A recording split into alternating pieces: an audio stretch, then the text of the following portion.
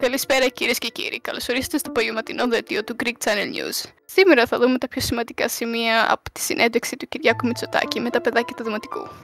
Όταν ήσασταν μικρός, τι σας άρεσε πιο πολύ να κάνετε? Τη γυναίκα μου. Σαν παιδί, είχατε ακούσει να λένε οι άλλοι κακά λόγια για τον μπαμπά σας λόγω των πολιτικών? Είχατε τσακωθεί ποτέ στο σχολείο για αυτό το θέμα? Βέβαια.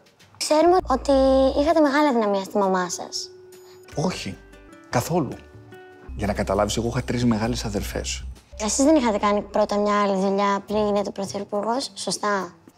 Όχι. Εσείς τι έχετε σπουδάσει? Τη γυναίκα μου. Δεν είχατε πει ποτέ, ας πούμε, ότι δεν μπορώ, κουράστηκα, ότι θέλω να τα παρατήσω?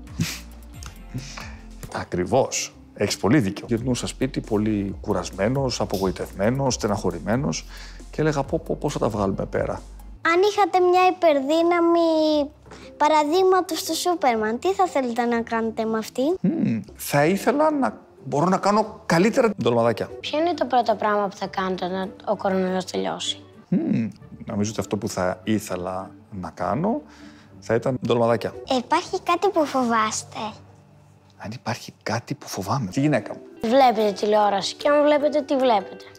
Βλέπω τηλεόραση όταν γυρίζω το βράδυ στο σπίτι και θέλω να χαλαρώσω.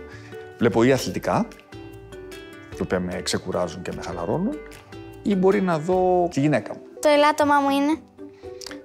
Ντολμαδάκια. Αν δεν ήσασταν πρωθυπουργός, θα ήσασταν? Τη γυναίκα μου. Αυτά λοιπόν για το απογευματινό δελτίο ειδήσεων των Greek Channel News. Υπενθυμίζουμε να μην ξαναψηφίσετε Μητσοτάκη και να έχετε μια υπέροχη βραδιά.